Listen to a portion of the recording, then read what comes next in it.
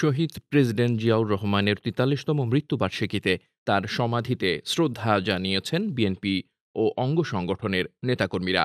শ্রদ্ধা নিবেদন শেষে বিএনপি মহাসচিব মির্জা ফখরুল ইসলাম আলমগীর বলেন, আজকে আমরা শাহাদত বার্ষিকীতে শপথ নিয়েছি, আমরা যুবক তরুণ সহ আমাদের অধিকার রক্ষার জন্য এবং বাংলাদেশের স্বাধীনতা ও সার্বভৌমত্ব রক্ষার জন্য যে আন্দোলন চলছে সেই আন্দোলনকে আরও বেগবান করব।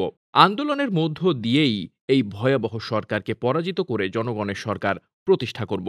বৃহস্পতিবার সকালে রাজধানীর চন্দ্রিমা উদ্যানে সাংবাদিকদের কাছে এসব কথা বলেন বিএনপি নেতৃবৃন্দ।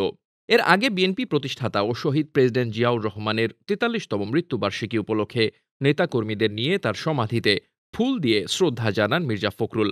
পরে সেখানে জাতীয়তাবাদী ওলামা দলের উদ্যোগে দোয়া মাহফিলে অংশ নেন তিনি। বিএনপি মহাসচিব বলেন, আজকে বাংলাদেশে গণতন্ত্র সম্পূর্ণভাবে নির্বাসিত। একদলীয় শাসন ব্যবস্থা প্রতিষ্ঠার জন্য আজ শাসক গোষ্ঠী আওয়ামী লীগ তারা বিভিন্ন রকম কলাকৌশল করে জনগণের ভোটের অধিকার হরণ করে নিয়ে ক্ষমতাকে দখল করে আছে এবং একদলীয় শাসন ব্যবস্থা প্রবর্তন করছে ভিন্ন পদ্ধতিতে। তাই আজকে আমরা শাহাদত বার্ষিকীতে শপথ নিয়েছি, আমরা তরুণ যুবক সহ আমাদের অধিকার রক্ষার জন্য এবং বাংলাদেশের স্বাধীনতা ও সার্বভৌমত্ব রক্ষার জন্য যে আন্দোলন চলছে সেই আন্দোলনকে আরও বেগবান করব। আন্দোলনের মধ্য দিয়েই এই ভয়াবহ সরকারকে পরাজিত করে জনগণের সরকার প্রতিষ্ঠা করব।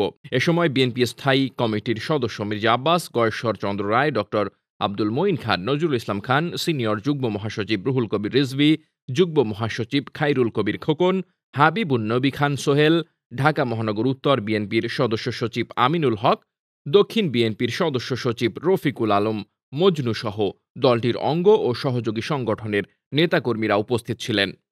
Desk report, বার্তাবাজার।